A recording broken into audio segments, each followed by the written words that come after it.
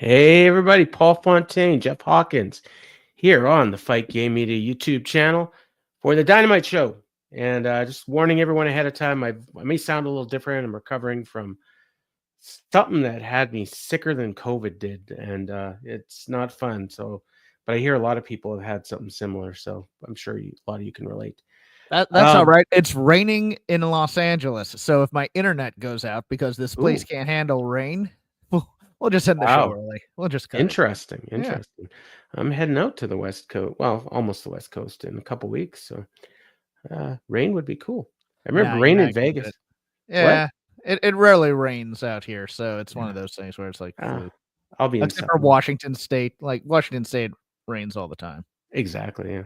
No. I'm going to Vegas, so it's not really the coast, but same time zone.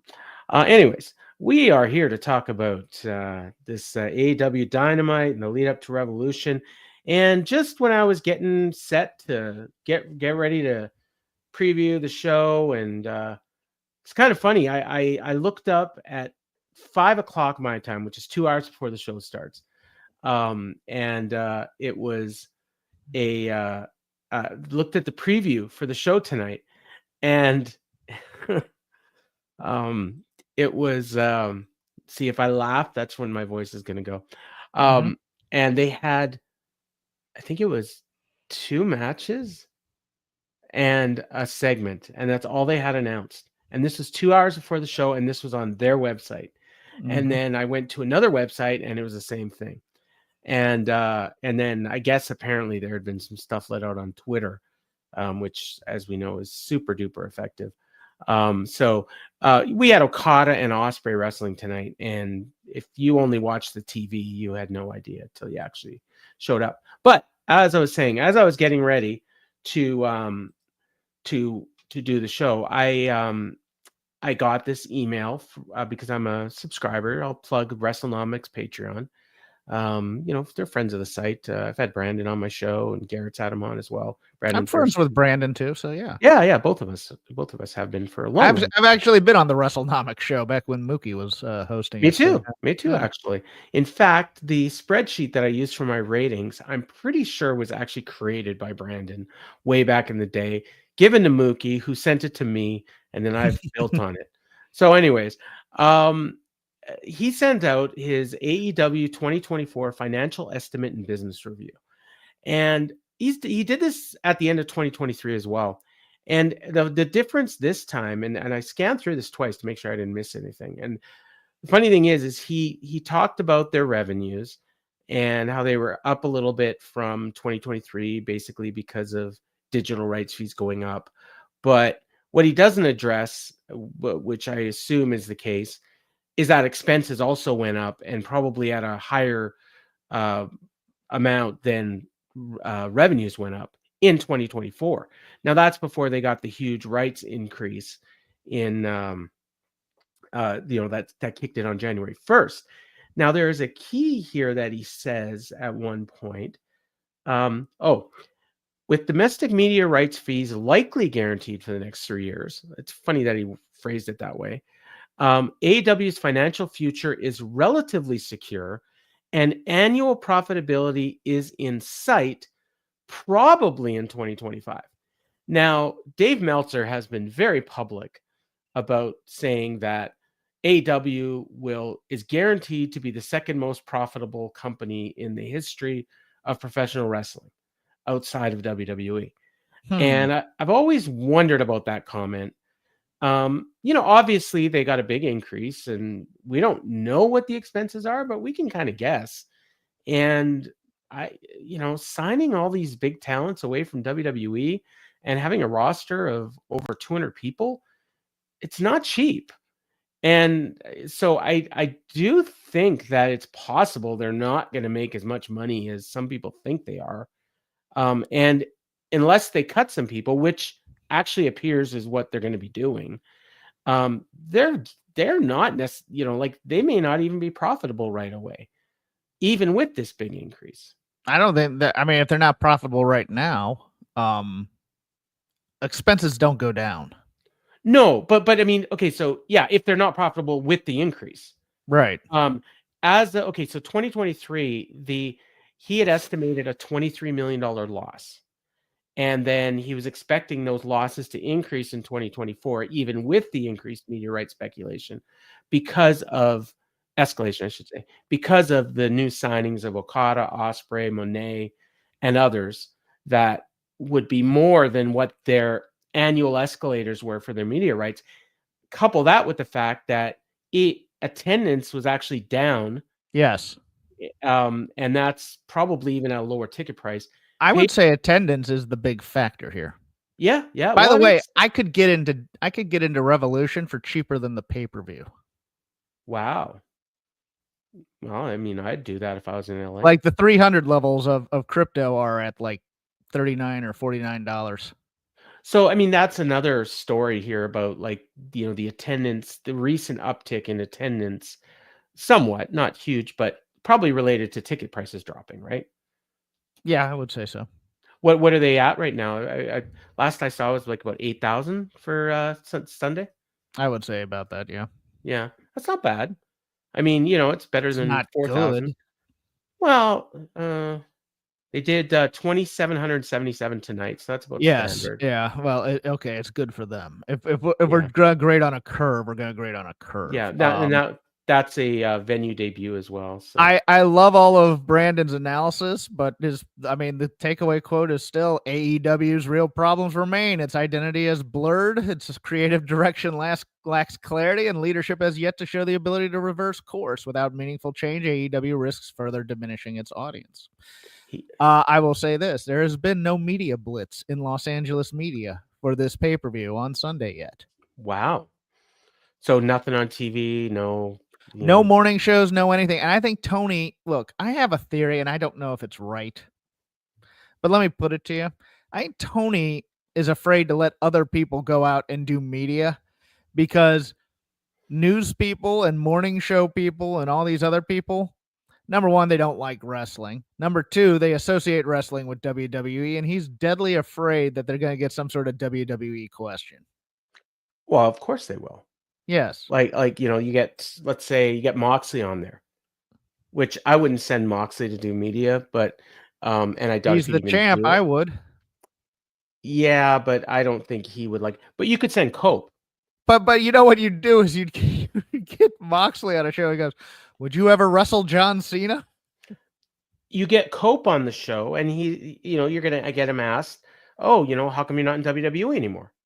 He's gonna say, "Well, I came here because the talent's exciting. It's a new company, blah blah blah. I'm getting to work with all these young stars, blah blah." Yeah. He'll know what to say, but then Tony's probably afraid they're gonna take something out of context. Like, I don't have a problem personally with Cope, and he's smart enough to say the right things, but someone could take what he said and twist it to make it sound like he said something he didn't say. Right, and the further down you go, the less savvy they are.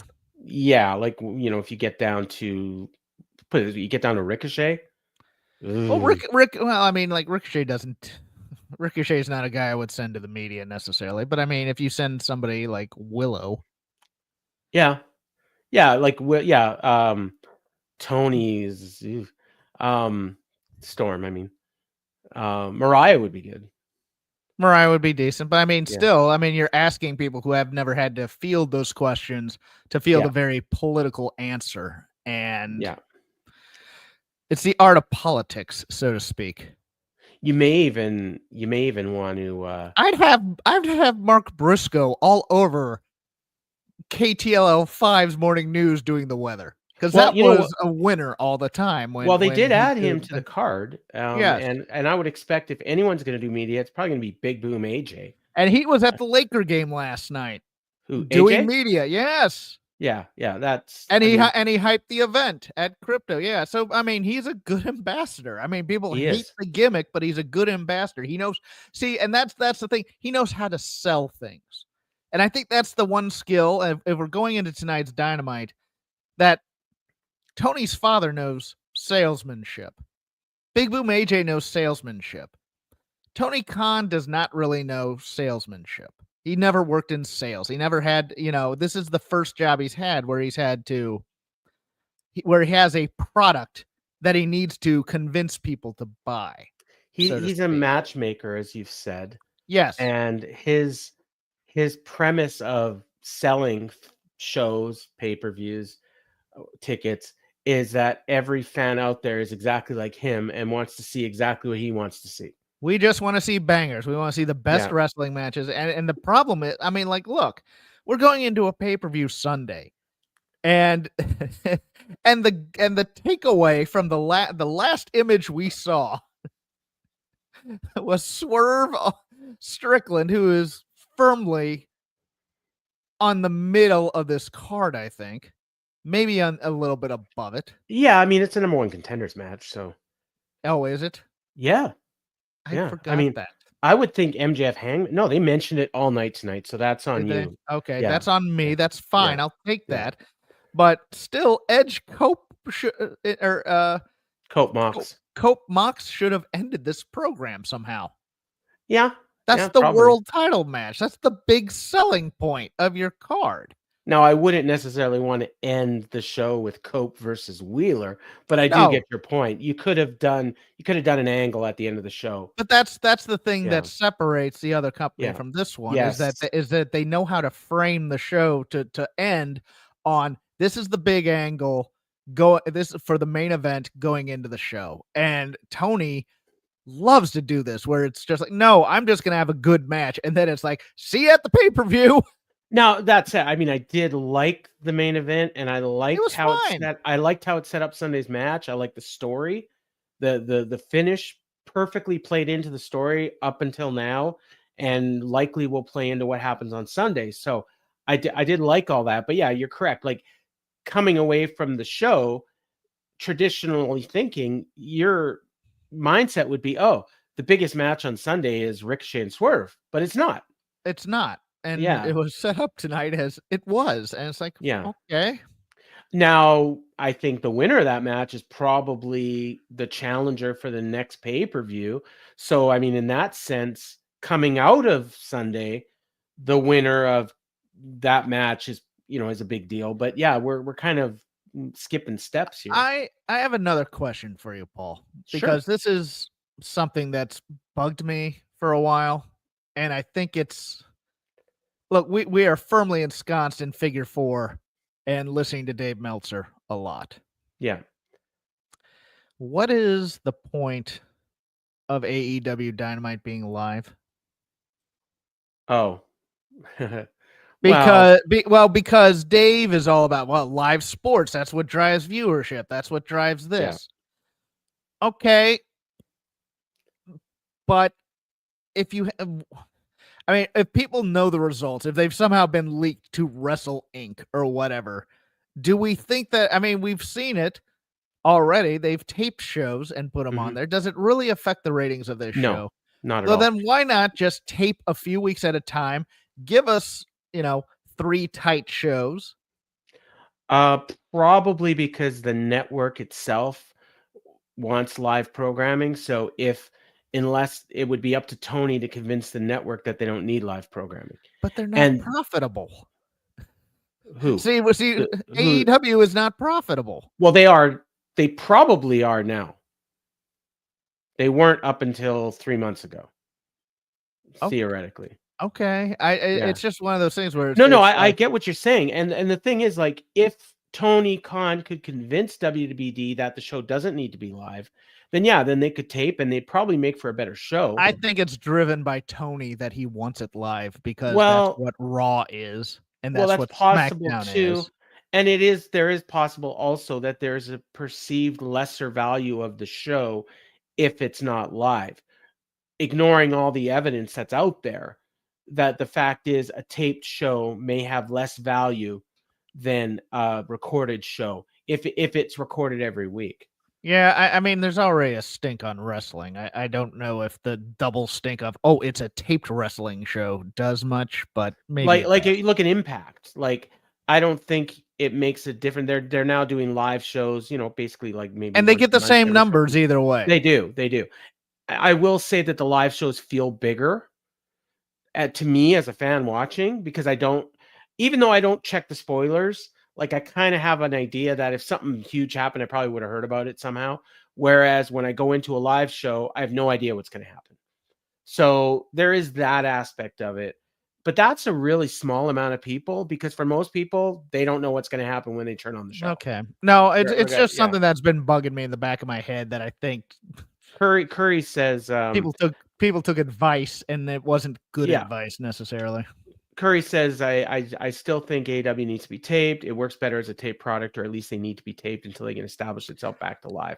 I'm sure Tony's afraid of doing that because of perception. At this point, if he did it, it'd be seen as weakness, and then it'd be, everybody getting on him a bit. But for one of those things, I mean, I just think we need like either green screen promos, or we need a lot more just shorter promos from guys in the mid card and start establishing them, because we have this glut of 20-somethings who are wasting their youth doing nothing but 3.5-star banger party matches, and they're not getting any character development. They're not cutting any promos. And look, this leads into Dynamite and our review, but who cares if Wheeler Yuta turns babyface again?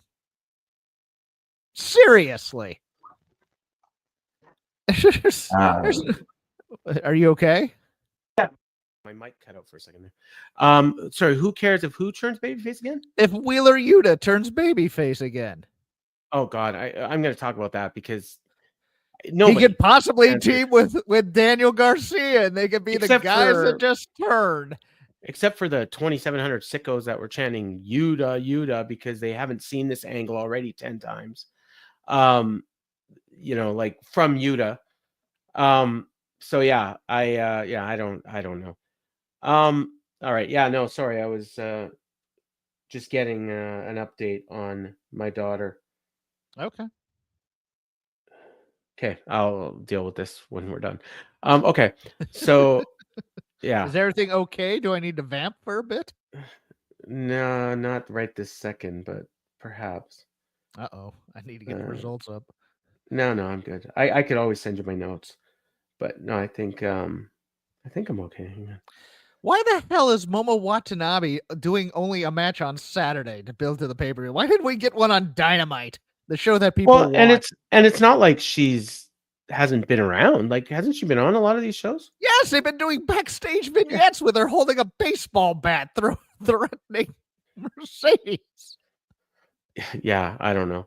And then it's going to be on Saturday on Collision, which I didn't even realize there was a show, because there usually isn't on pay-per-view weekend. So I don't know how many people are going to be watching. I mean, maybe they'll get a decent audience, because the pay-per-view is usually on Saturday, right? And this week it's on Sunday. So yeah, they switch them back and forth depending on they don't like to go if there's a 3-day weekend or not or something. Yeah, that's a weird one too, because it's not a 3-day weekend. So I don't know why they're doing it because the Kings, I think, are playing Saturday. Oh, gotcha. Okay. So yeah, it's a late night for people on the West Coast, on the East Coast. True. If they do their 6-hour show like they always do. So yeah, anyways, we kicked off AEW Dynamite. No Tony Schiavone. I mean, he was there. He did some stuff like interviews and stuff, but he wasn't on commentary, which I guess Ian was filling in for him. So I don't know. I guess they're doing that more often now. I'm not a huge fan of it, but whatever. Are they taping Collision after Dynamite? Okay, that's why then. Yeah. They don't want to burn him out. And I assume they didn't bring Nigel. Because Nigel lives in LA. You could just drive up there, or it's a quick flight. Well, no, unless he's doing Collision, they just didn't want to do 2 shows. I don't know. That's possible too. Yeah, but I would have rather had him out there, because whatever. Because I'm sure Excalibur will be on Collision. Maybe not. I don't know. Anyways, we started out with an MJF promo. He was outside on the streets of wherever the hell they were. Where are they tonight? Sacramento? I think so. Yes. Right? Yeah. They're in California. Yeah. Oh, yeah. Sacktown. Yeah. He said, "You decided to poke and prod the devil. What I did to your friend was light work. I normally like to play with my food. You got me wanting to take a bite out of your pretty little face. I'm in the streets of Sacramento. Talk about buckshots.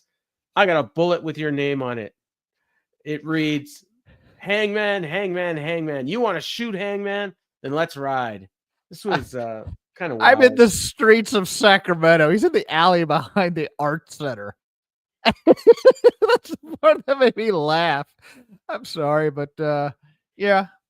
This was good. Yeah, we get a little bit more of it. We had a lot of MJF tonight.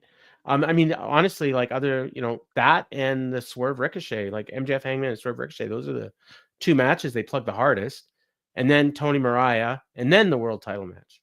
Kind of, right? Yeah, I would think so. Yeah. Yeah. So Tony Schiavone was in the ring for the contract signing between Swerve and Ricochet. Ricochet was getting major heat. He's got his hat on backwards, and Ian's appalled that he'd show up for a contract signing looking like this. I kind of like that. Ricochet doesn't have his robe. He says, "Don't worry about where it is. It's mine. You'll see it Sunday. It's getting some upgrades." And Nana gets upset about that. And Ricochet says, "Calm your grandpa down, Swerve." Says, "You've done plenty of these. They didn't end well, did they? I showed up. I'm here. You don't have to worry about your house being burned down again."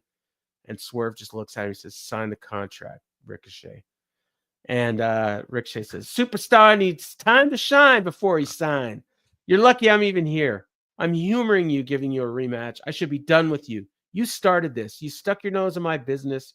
You chose to mock me. Tony, get it right." He's complaining about the mic. Yes.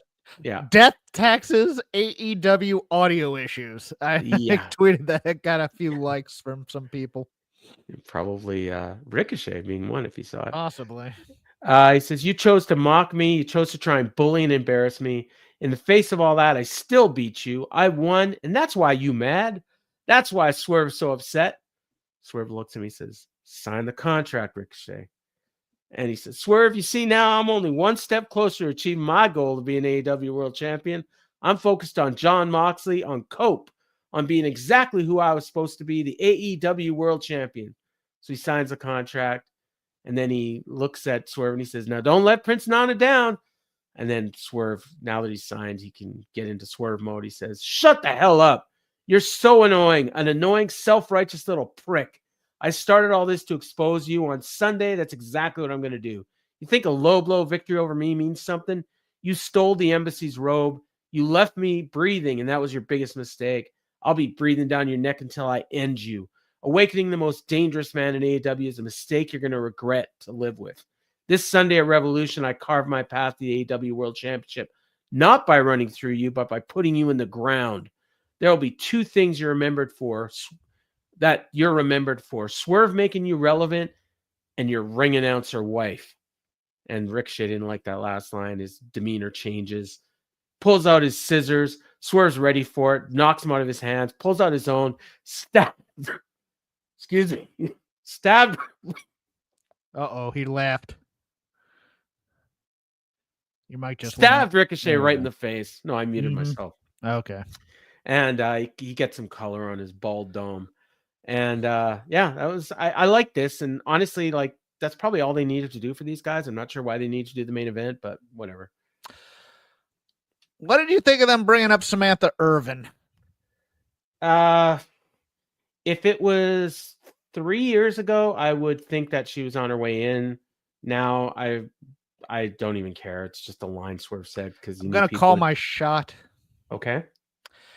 The upgrades on the robe are a dress for Samantha Irvin. Oh, yeah, it's possible. And she's coming in because she has hinted at coming in. Oh, she has. Okay, I haven't been following her on socials. Or she did a while ago. She's kind of been quiet. Well, I know she's, her desire was to be more than a ring announcer. So she will be the crown jewel of the embassy, possibly too. With Nana as well. Yes. No, I liked this. I kind of want something a little stronger from Swerve. In terms of, I don't know. I think maybe there was a little bit too much talking in there instead of just the shut up and letting it linger with him seething or something like that. I don't know. There was something off for me for Swerve, but I liked the angle overall. I liked the fact that he had scissors to counteract the other scissors. I really did like that. Yeah, and him cutting Ricochet was kind of getting back to his roots as the most dangerous man in AEW. So I kind of like yes, and I think once he's alone, he'll be even more dangerous. Yeah, I like I said, that's kind of why I wish they would have. I don't know, they could have done a different main event, I guess, because I thought this was enough, and I thought this was yes, they and landed. This is what makes it weird is that okay? Well, but see, it depends on if you think Ricochet's winning the match or not. I think they had to do something like this. They had to do the main event to make you think that Ricochet may not be winning the match. So because whoever wins the angle generally loses the match. That's WWE booking, right 101.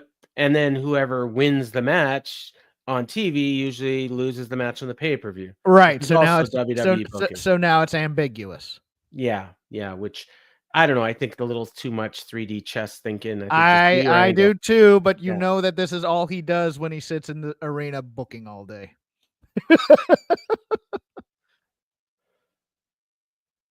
Sorry.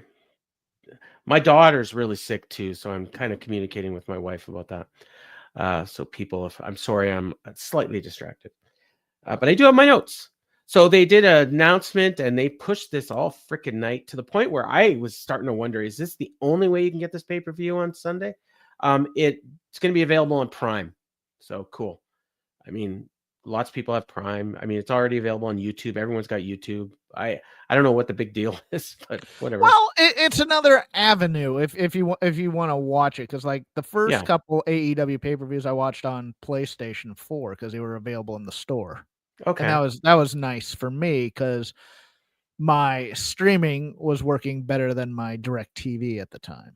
Okay. So, but I mean, there's a lot of streaming options. Like for me, like it just feels like it's just going to take away buys from other sources as opposed to adding new buys. All that money goes to the company. That's all that matters. But yes, right. What it will do is it will make aggregating the number of pay-per-view buys a lot harder. Right. And the other thing is it opens up a relationship between AEW and Prime to where like the next time the TV rights deal's up, or if they want to try to sell them Ring of Honor or something else, that, hey, look at all these people buying pay-per-views on Prime. You got customers that are willing to spend money. Well, AEW hasn't been in the live sports pay-per-view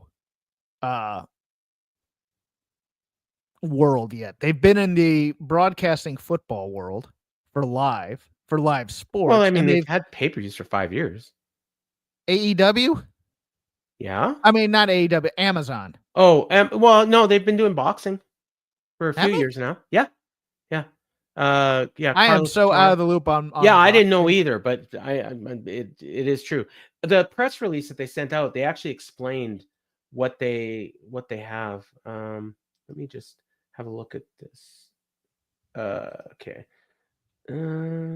What did it? Oh yeah, about Prime Sports. So they've got Thursday Night Football, NASCAR, New York Yankees, Seattle Kraken, Overtime Elite, Premier Boxing Championships, NWSL, WNBA, One Championship, NHL Prime Monday Hockey, PWHL, UAWF Champion. Oh, there's a shitload of stuff. Yeah, they do a lot of live sports. I just didn't think. But there's also pay-per-view. I didn't think the boxing was pay-per-view. Okay. Yeah. Not a lot, but they're doing it more and more. Okay. So well, it's an avenue to try and onboard fans too, and I have no problem with that. No, I have no problem with it. It's just I'm wondering, will it add pay-per-views or will it just change the way some people buy them? It'll change the way some people buy them. I don't think it'll kind of what I think. Yeah. I mean, and transferring heat, this is the key, I think, at some point. When they get on Max, then the idea is going to be, I think, that it's cheaper on Max. So that's why people would order. I don't think so. I think they're going to keep the price the same. They're just going to localize it there. Yep. Well, okay.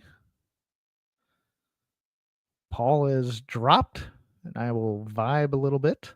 Hi, how's it going? Any questions in the chat? Okay, hi. Sorry. My wife just jumped in the room here for a second. Sorry. All right. So yeah, what were we talking about? Amazon and pay-per-view, and whether or not it'll be cheaper on Max. Yeah, no, I believe it will be. I think you're going to get a discount, like $10 or 15 or something. Oh, I don't think it'll be that steep, would it? I think so. Yeah, because there's a fee to get Max. That's true. Okay. Yeah, so that's the plus, and then so when that happens, and that's probably where the majority of the buys are going to be. You can also get them on Triller internationally. You can get the bundle pack. So I know people. I may be one of those people that get them for $20. Yeah, that Kevin Ely deal where he bought tokens of some kind.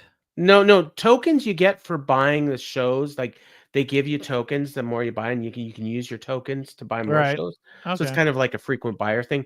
But no, this is you get a VPN. You tell them you're in England because they're cheaper if you're in other countries. Gotcha. So yeah, so that may be the case with Prime too, actually. So yeah, I'll have to look into that because I do like Prime's video. Like it is a good quality. So I do like Triller as well, though, and that's how I usually got them. So I'll probably just stay doing what I'm doing. Anyways, we got this 8-man tag, which I had no idea that it was happening until it started. Will Ospreay, Mark Briscoe, Orange Cassidy, and Will Hobbs.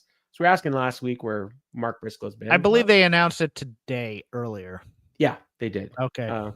And they were facing Brian Keith with no Jericho, no Big Bill, Mark Davis, Brian Cage, and Lance Archer. I will say that it feels like they're kind of weaning out this learning tree thing, but maybe they're not. I don't know. It just seems like they're trying to separate Keith from the rest of them. But anyways, this match was fun. I mean, it was a party match. It was hot. Fans were pretty hot for most of it. It was everything you'd expect. Will Ospreay running around like a maniac. Orange Cassidy doing all his cool spots. Hobbs looking like a monster. Briscoe did his spots. There was a spot where Archer went and got a chair, was going to bring it into the ring. The ref got involved, got the chair away from him. Then Briscoe got the chair, used it to do a dive. Then Ospreay and Keith were in the ring. Ospreay hit an Os cutter and hit a hidden blade on the win. So you took a look at the 8 guys in this match and you're like, Ospreay is pinning Keith. And that's exactly what happened. So I did like the Brian Keith, Will Hobbs. The spot where he was running back and forth between the 2 guys hitting him with clotheslines.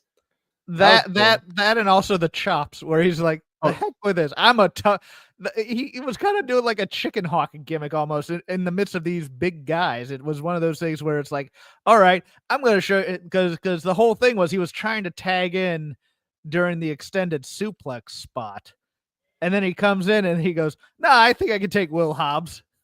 He starts jumping with Hobbs and just standing there getting annoyed. I would have liked a little bit of more. They alluded to it, the mistrust between the Callis family and the Bad Apple, but there's no time for such things because we have to do Mark Davis drama ad nauseum. They didn't even really talk about how Brian Keith failed in his attempt. Right. They never brought up that continuity about him. He was hired by the Callis family to take out Ospreay, and now he's in this 8-man tag, possibly as penance. Yeah, and Callis was on commentary, so he could have talked about that, and he didn't. So. Right. The only thing Excalibur said he was on loan from the Learning Tree. Oh, he did mention. Okay, so they did mention the Learning Tree. I may have missed that. Yeah. Even during the intros. So you alluded to what happened after the match. So the match ends, and I should bear in mind this whole match. Mark Davis is just a guy. He's wrestling. He's a badass. He's beating people up. He's got no confliction about what he's doing. He's a solid member of Team Callis. We started this off as he was conflicted. Then all of a sudden he wasn't conflicted anymore. And now he's here. And after the match, he attacks Will Ospreay, unprovoked, puts him in a sleeper. And he's in a sleeper for a while. And outside the ring, we've got some double teaming going on. Murder Machines drove Orange Cassidy and Briscoe into the apron. Then they double teamed Will Hobbs, chokeslammed him onto the ring steps. This all didn't just happen in like seconds. We're talking a couple minutes here. Mark Davis still had the sleeper on Will Ospreay. He's mean. And I'm thinking like, he doesn't look too conflicted. So I guess that part of the storyline's over. And then all of a sudden, Kyle Fletcher's music hits and he comes out and then Davis lets the sleeper go and he backs into the corner. And now all of a sudden he's conflicted about what he's done. And meanwhile, the Murder Machines are holding Ospreay in the ring.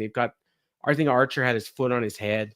Then Kyle gets in there and he holds him back while Kyle Fletcher is beating on him. And then all of a sudden, Davis pulls Kyle Fletcher off of Will Ospreay. And then Davis grabbed a chair and took out Will Ospreay, pretended to be upset again, and walked away from everyone else. Like, what the hell is going on? I think Mark Davis is a bad actor. I think that's what it is. I think he just it's one of those things where it's like they gave him some notes, said tell this story, and he can't tell the story. I think that's it. I don't know, because they like Aussie Open and they like Will Ospreay and they like to make his friends happy. I actually was more upset at the fact that we went back to renders with Kyle wearing this stupid crown. Oh yeah. Nobody cares about Mark Davis. Nobody ever will care about Mark Davis. Just drop it. Or no, and eventually he's gonna get regretful again in about 2 weeks, much like the Wheeler Yuta turn. Or he's just gonna magically start teaming with Will again. Yes. You know, like, because we didn't get a turn last time. Like, and I swear to God, like, they're expecting that we're supposed to have forgotten that he spent a month teaming with Will before disappearing and then coming back and claiming that his contract was sold to the Callis family while he was injured. Yes. Yeah. Oh my God. I hate this storyline. I brought it up on X and someone responded to me, and this is someone that usually agrees with me. And he says, I think his joining of the Callis family was abrupt. So him showing remorse and reservations about beating him senseless actually tracks, in my opinion. Okay. So it's a buyer's remorse angle. Yes. When they explained that Callis had the rights to his contract. He's being forced to do what he's doing. He's being forced to be doing what he's doing, but now he's regretful about it. But now he's no. Let's just go with Occam's razor. In the why? Oh, I didn't know. No, Gabe Kidd confronted Mark Briscoe. Oh no, I didn't know that. And they were both on the show on Saturday. I like that show on Saturday. By the way, the Collision show was good. Some good matches, hot crowd. I quite enjoyed it, even though hardly anybody watched it because there was a really awesome show from the other company going at the same time. Yes, I was watching that. Yeah, probably one of the best shows they've ever done, honestly. All right. We got a video package for Omega and Takeshita. And speaking of which, somebody brought this up in our Discord. During this whole attack, where was Will Ospreay's new bestie? I was wondering that as well. Gotta be honest. Now on Saturday he was in Winnipeg, so it's possible he's still here. I could take a break and go check out his house if you want, and come back and see if he's there. Please don't. I can't fill that much time. Okay. Well, Winnipeg's a small town. It won't take me very long, but actually, I'd probably have to figure out where he lives. I think don't figure out where wrestlers live and go to their house. Has Rhea Ripley taught us nothing? This is Kenny Omega, and this is Winnipeg. It'll be fine. Anyways, yeah. So he didn't come out to save Will, which maybe he'll end up playing into things, but probably not. And I guess Will it's terrible because there's no way in hell I want him rejoining with the Callis family at this point. Well, it may just be that he's alone. Like, you know, I could see that. Sure. Because I think he actually, in his promo, he did say something like that. Like, he doesn't really want to be tied to anyone right now. So, Stone Cold Kenny Omega. Okay. There you go. But the video package for Omega and Takeshita was actually pretty good. They showed some clips from way back when Takeshita was first starting out. Man, that dude was small. He's on the Hulk Hogan vitamin plan, I'll tell you that. Yeah. Actually, Omega's bulked up quite a bit too. So, but yeah, it was a pretty good video package, and it reminded us of the 2 wins that he got in 2023 for anybody that may have forgotten. And they did a good job of playing up how important those wins were at the time.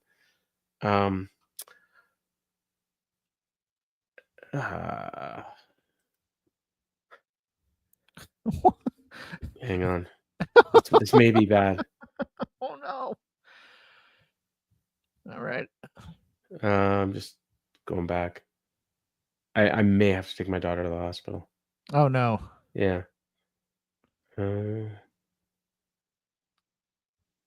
I can send you my notes if you want to do a half-ass job of finishing it. Sure. Yeah.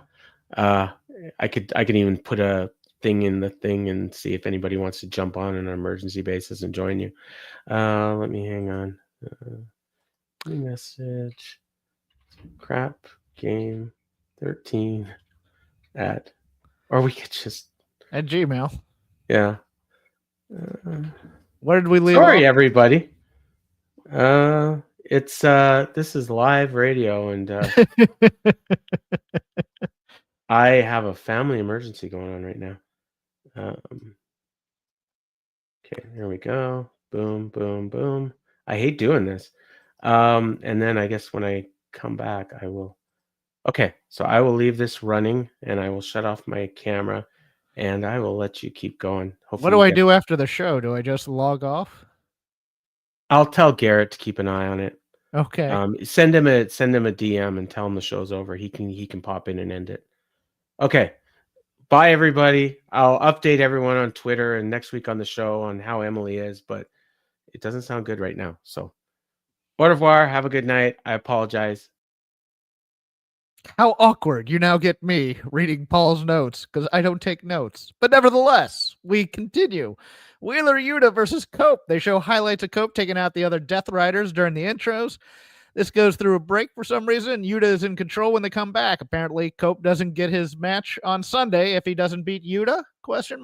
Paul asks himself. Cope wins with a spear out of nowhere. Almost came off like he fluked it out.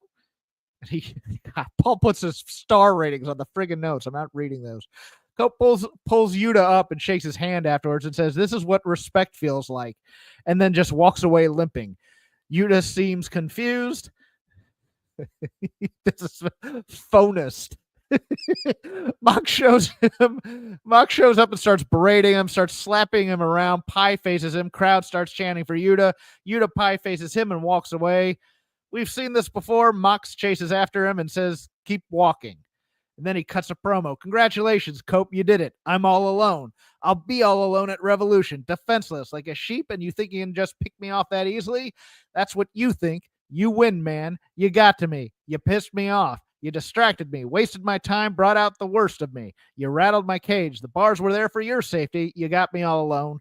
What are you going to do this time? You'll do nothing, rated R superstar. You deserve to get your ass beat. I'm going to beat your ass because I want to. You tried to teach this kid respect with a handshake. There's never been respect in this business, and I know it. You get respect in this business once in this business. You pulled the trigger on me 3 times. I only got to pull it once." I like it. I don't see any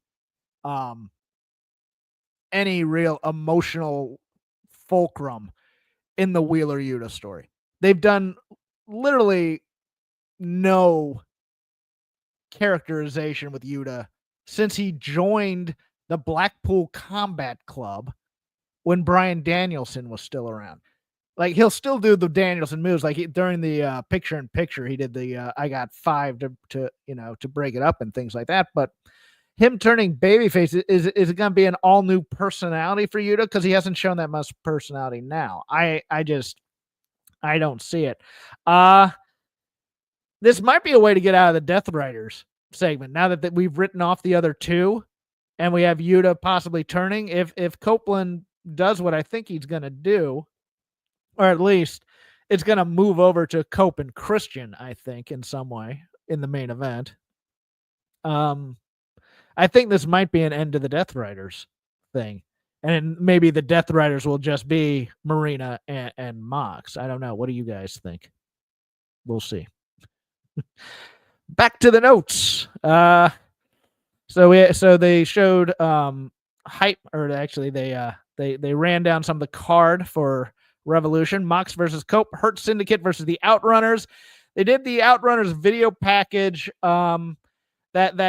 This was shown on Collision before, I think. I've seen this somewhere. Maybe it was just social media, but I believe they ran this on Collision when they were kind of starting that feud with FTR. But it was another one almost, in the style of filming it on VHS, bad audio, cheesy music, working out all over, a pier and other things.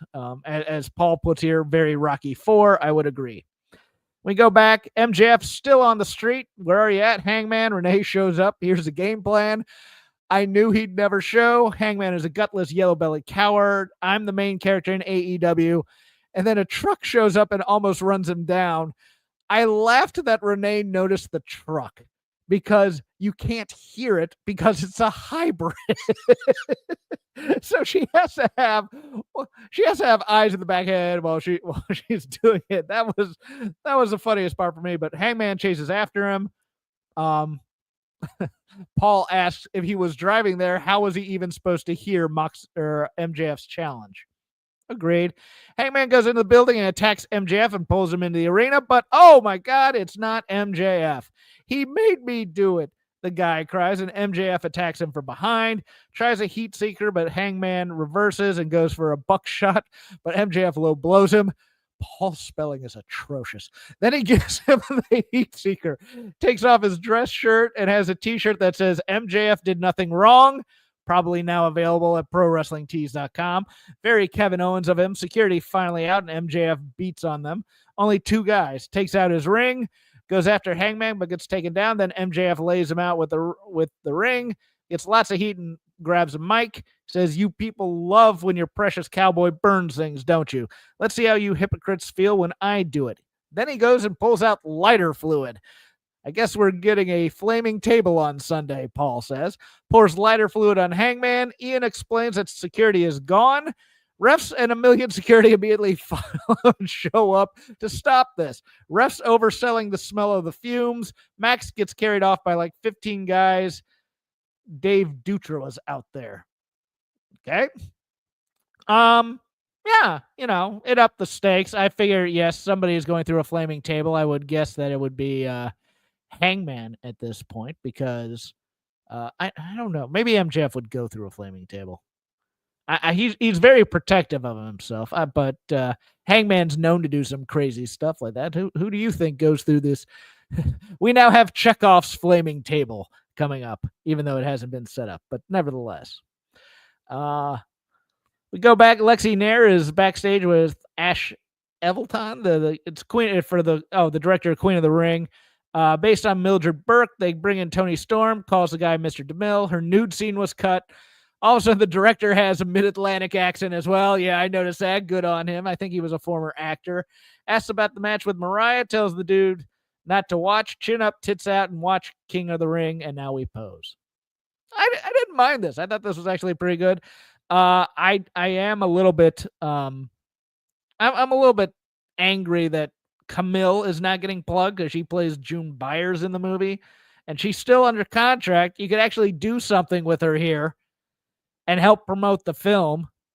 Just saying. Then we get to the mixed tag of Kris Statlander and Thunder Rosa against Penelope Ford, Megan Bayne. It's somewhat of a showcase for Bayne early, getting a lot of power moves in. Then Bayne picks up her partner. She throws her onto the other two. Didn't seem to be expecting that. Yeah, I would agree there. Megan Bayne got a face pop for it. I think she did an out-of-the-ring dive during the commercial. Paul goes weird.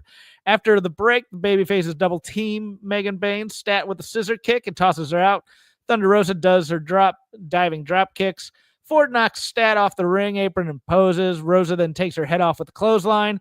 Penelope Ford tags in Megan. Ford running wild on both of them with slaps and elbows. Cutter for Megan Bayne. Bayne catches her and hits the Fate's Descent for the win. Yeah, I thought Thunder Rosa was the weak link here. I thought Penelope Ford.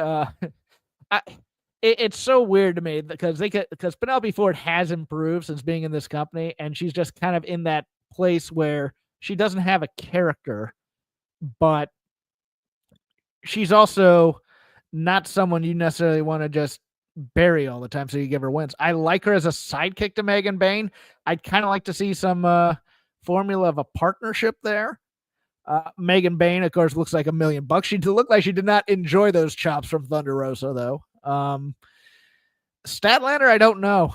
I just don't know where to put her these days because, like, she's been to the top of the card 2 or 3 times, and it feels like she didn't break through necessarily, but she's still fairly strong. I assume that the one-on-one match that they eventually build to will be good. It's just one of those things where now we have to get rid of Thunder Rosa and Penelope Ford somehow because we've now added them into the feud.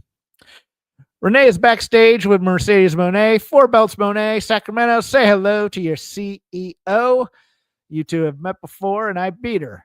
Look, Renee, Momo is legit. She's one of the best. She's beaten some of the best to get another shot at me. I'm the greatest TBS champion of all time, and there's no what? Huh. Renee says stopping the Monet train. Yeah, that's right. Momo faces Serena on Collision. Cool. Here for that match. Do I have a prediction on Collision? I'm going to be watching. Serena will break Momo for me. It will be a walk, Renee, because why? Renee says the wrong catchphrase, and Mercedes says Monet changes everything. Yeah, I think you need to put the Momo match on Dynamite because that's the show that people watch. It's not any tougher than that. You have to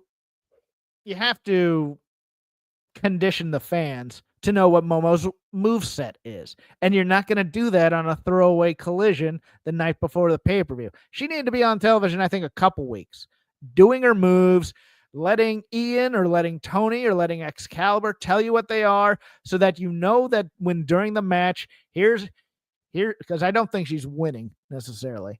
But, here's where her finisher hits and where you're supposed to be expecting to get a 3 count. So then when Mercedes cheers at you, oh my God, this is awesome. All that other stuff. It's basic wrestling storytelling that you condition fans to let people know what your moveset is so that when the big finisher or signature moves comes, then they're expecting it. Platinum Max Caster Open Challenge. This geek. Oh, God. Apparently, this is a standby match. I love that. Good old Mid-South. Guess somebody's listening to their Brian and Vinny. He does a promo. He's the most talked about wrestler in AEW. He hears the Maximaniacs talking. Tonight, I want us all to be on the same page, try to follow along. Let's go, Max. You're the best wrestler alive chant. It's a horrible chant on purpose, and I'm here for it. I love it. It's great. He's a geek. He tells everybody, guys, really good effort. Obviously, won't get it right day one. He calls it Sacktown for a reason because you're all a bunch of ball bags. Then he grabs his nuts a couple times. I'm sure the standards and practices folks did not enjoy that. But don't worry, we've got business to attend to. Let's see who can survive the best wrestler alive. Jay White answers. Gets a "you fucked up" chant from the crowd. White hits him with the Blade Runner, mocks his chant. Pretty good squash, and then Jay White picks up the mic. At World's End, the Rated R superstar joins the fight against the Death Riders. Since that day, that man had my back. I've had his. Now Moxley is all alone. This Sunday, Revolution, I will be here to see the new AEW World Champion, Cope. Bad news for Cope, in my opinion. Paul opines. Don't know if I necessarily agree with that because I don't know if Cope's going to be the champion coming out, but we'll see. Then they did this sit-down thing with Renee and Tony and Mariah. Mariah's upset. Tony is not. No physicality, and then Mariah spits on Tony and gets a whole bunch of stuff bleeped out that I assume is not suitable for television, but will somehow make the internet. And Renee responds in kind. Mariah, what's the hell with you? What the hell is wrong with you?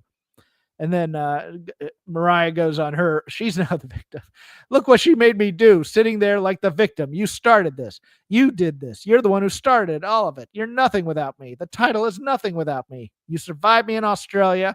There is no surviving me at Revolution. You're proud of me because I'm a sick bitch. I am the woman from hell, and I'll drag you down with me. You know Mariah did it better. Isn't this what you always wanted? A trilogy with your greatest co-star back where we first shared a ring together? We can have a Hollywood ending. I did not like this promo. I want to know what you all think. Hopefully you're still here in the chat. You didn't leave with Paul. I thought this was is it possible? Because this is what I was thinking when I was watching that Mariah is trying to turn into Timeless Tony again. Because it felt very melodramatic. It felt very desperate. It didn't ring true to me. It didn't feel genuine. I don't know. What did you all think? And then Tony comes back. You do not deserve the dignity of death. I sentence you to a lifetime of mediocrity. You'll be good, but not great. People will like you, but not love you. You will dwindle. You will be replaced and forgotten. People will ask whatever happened to Mariah May. This is what happens when you try to replace God. I thought this is a perfectly fine 50s style film monologue. I thought this was quite good. My problem with this segment was Mariah. It was ham-fisted. It was charactery in a way that I didn't think the character of Mariah was going. So We'll see. I'm getting no feedback, so I'm just going to keep going. Ricochet and Okada versus Brody and Swerve. Your main event. Lots of brawling on the outside early. Brody does a dive onto Ricochet and Okada on the chair. Fans chanting for Brody. Brody does a double stomp on both guys while Brody is holding them. They finally go to the ring. Brody and Swerve running wild early. They go to a break with 2 minutes left. They'll never learn. Back from break, Tony Khan told Ian, we are in overtime now. True. Babyface is running wild. A DVD on Okada by Brody, and Ricochet breaks it up, gets tossed. Ricochet and Okada double team him. Brody King kicks out after a Ricochet splash. Brody takes down Okada with a clothesline. Brody makes a tag to Swerve. Ricochet tries to tag out, but Okada's not in the corner, so Swerve runs wild on him. They do some cool stuff together, and then Ricochet DDTs him for 2. Get some "this is awesome" chants. They run down the collision card at this time. Harley Cameron's going to be in action. Serena and Momo. Daniel Garcia and Lee Moriarty for the TNT title. A match that only Rampage could contain. Then there's a bunch of reversal spots. Ricochet rolls up Swerve for 2. Swerve hits a flatliner and a house call. Goes to the top for the Swerve stop and hits it. Okada to the top and hits his elbow drop to break it up. Brody in and brawling with Okada. Okada chopped by Brody, and it sounded like a gunshot. Yeah, that was awesome. Brody misses a cannonball, and Okada bails, grabs his belt. Swerve hits him with the house call, and King clotheslines him over the top rope. Ricochet lays out Swerve with the belt, gets the pin. 1, 2, 3. Again, perfectly cromulent match. It was just one of those things where I thought it was weird to go into a pay-per-view with that being the last image, but I will do a favor since I have some time here. I will bring up the Revolution card, tell you who I think is going to win and what's going to happen. I've kind of alluded to it already for the most part, but hey, let's chat a little bit because it's only been less than an hour. And okay, there were whatever happened to Baby Jane references. Perfect, because we were saying that should be based on. Thank you, Dave. I can't bring up your tweets or anything because I don't have producer controls here, but we ran early because I just ran through the highlights and we didn't use our usual asides and stuff talking to Paul. So allow me to go through the card and let me tell you what happens. So in the pre-show, one pre-show match announced. Big Boom AJ and the conglomeration of Orange Cassidy and Mark Briscoe with Big Justice, and I assume the Rizzler will be somewhere around, versus Johnny TV and MXM collection of Mansoor and Mason Madden. And it's fairly obvious what happens here. I think the question of who pins who is interesting. Do they give the pin to Big Boom AJ over Mansoor, possibly? I think so. I don't know how Big Boom AJ is going to be received in Los Angeles. There's this weird thing about influencers and stuff where they get booed, even though this town houses most of the influencers. It's very weird. But the baby faces are going to win this match. It's just, I think Big Boom AJ may be in for a it's gonna be hilarious if they boo the Rizzler. That's kind of what I want to see. I want to see them boo the Rizzler and see how he takes it. But Kazuchika Okada versus Brody King for the AEW Continental Championship. I think Okada retains. I think this is fairly easy match. The match should be good. Both guys are going to bring their working boots, or at least Brody will, and he'll bring Okada along by hook or by crook. But there are rumors that the Continental and the International title might be combined. Okay. We've done that before. We've combined belts that had outlived their usefulness.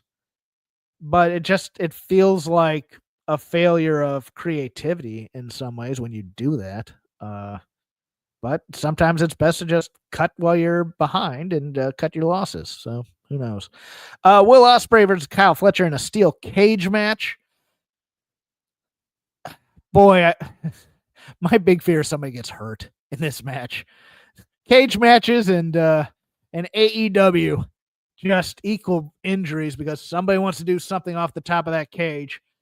I assume it's going to be Fletcher who's going to do something off the top of the cage. But Ospreay will do it because he's nuts too. There's going to be high spots. It's going to be exciting. I just fear for somebody's safety because they're going to want to do too much, but we'll see. MJF versus Hangman Adam Page in a singles match. I'm guessing that Adam Page is going after somebody big at All In, so I would assume he's winning against MJF here. I do assume there's going to be a flaming table spot. So, Swerve Strickland and Ricochet to determine the number one contender. I guess this all depends on if you think who you think is going to be the champion coming out of the pay-per-view, because everything in my gut says Swerve beats him, but Ricochet, does Ricochet need the win more? I mean, he's already beat him once by cheating, so I would assume Swerve gets it here. But I do think the reveal is going to be that he's turned the robe into a dress for Samantha, and that Nana, Ricochet, and Samantha are now, quote unquote, the new embassy, so to speak. So, no inside info on that. That's just a guess for me. And if that happened, that would mean Ricochet should win. So maybe I'm talking myself into Ricochet winning, but I think you still have pay-per-views to build up both Hangman and Swerve. So those matches could go either way in my eyes. Some people were saying we're going back to Hangman and Swerve eventually at All In. I think it might be a bit too soon, but we'll see. Mercedes Moné versus Momo Watanabe.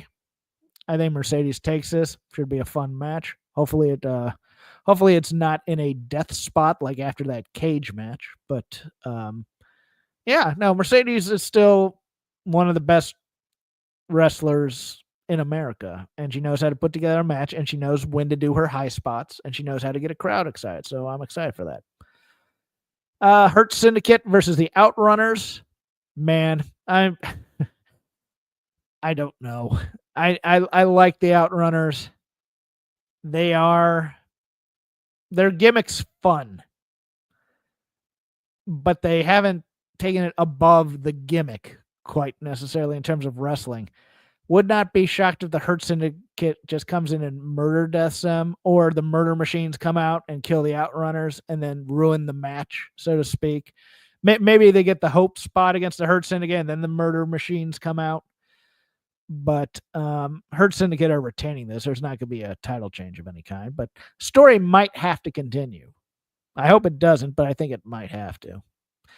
Timeless Toni Storm versus Mariah May in a False Count Anywhere match for the AEW Women's World Championship. Far be it from me to suggest that they should be taping some things in Hollywood during the week, and this becomes kind of a hybrid filmed match along with the live match. I wouldn't mind it. I know there's a lot of wrestling purists that wouldn't like that idea, but they are in Los Angeles. Maybe Paul Walter Hauser's Golden Globe comes into play again. He's going to be on the pre-show. He's a cool guy. I like him a lot. But you have the rest of this week to go to Los Angeles and do some interesting things. Like maybe they brawl through Santa Monica, all down the Santa Monica Pier, down Hollywood Boulevard, which is overrated, by the way. If you ever come out here, maybe they could get access to the theater at Hollywood and Highland where they have the actual Oscar ceremony. That'd be kind of cool. That maybe they got some B-roll from the Oscars. Because I'm sure Tony, being a rich guy, could probably have an in somehow. Maybe superimpose them in some ways, like she gets pinned on the red carpet from last week or something to that effect. I don't know. Will be a fun match. I think Tony retains. I think Mariah is probably going to come back with a different gimmick of some kind after losing this, but we'll see. Konosuke Takeshita with Don Callis against Kenny Omega for the AEW International Championship. I think this is one where the belt changes. I think Kenny Omega gets the title. And it's going to be a banger of a match. That's all you can say. I can't think of any angles involved here unless Paul's right about maybe Kenny going off on his own a little bit to play Sting a little bit, maybe yes, Kenny Omega in the rafters, just watching everybody tear each other apart when we should be all together for AEW. I'd be absolutely miserable watching those angles. And then in the quote unquote main event singles match for the AEW World Championship, Jon Moxley versus Cope. The Death Riders have been eliminated. I figure there's gonna be a Marina Shafir spot, and I think Beth Phoenix is gonna come out and make the save somehow. I just don't know where Christian's gonna fit in here, but he's gonna fit in. Does he hit Moxley with the quote unquote title so that Cope can win it, so that Christian can then hold over that he can cash in anytime? Does he ruin it after Copeland wins and cashes it in and wins the title and comes out, and then everybody kind of goes home unhappy? I don't know. There's a bevy of things here. I know Tony loves his Christian, and I know Tony loves his Cope. And eventually they're going to have a tag run, but we have to get through the feud first. So that's what I'm questioning myself on, because I don't know if that's going to be a ratings winner either, is Cope and Christian. I think they've been around in the company for so long that may not be the draw. It may not keep people. It may actually rebel the fan base against the product because they want Omega and Ospreay on top, and instead they're getting ex WWE guys from 15 years ago fighting each other on TV. That I could see that being a problem. My expectation is that Christian Cage is the AEW World Champion coming out of this pay-per-view, but it'll be fun. I have a lame excuse for not going. I don't want to break my diet. And I love Crypto, and Crypto has just such a wide array of things that could make me fat. So I think I'm staying home, but that could change. If I do go, I will give you all a live report from when I went. But look, it's been an hour. We usually go about an hour and a half. Paul's on his way to the emergency room with his daughter. So let's end it there. My name's Jeff Hawkins. You can follow me on Twitter I still call it Twitter, at CrapGame13. I do a show on the Voices of Wrestling podcasting network called Shake Them Ropes. It will drop later this week. We'll be talking about the fallout from Elimination Chamber on Raw and SmackDown, and any other news that happens to drop. So, for Paul Fontaine, who you can follow at Paul Ace Fontaine on Twitter as well, I'm Jeff Hawkins. Good night. And hopefully this thing will stop when I when I leave.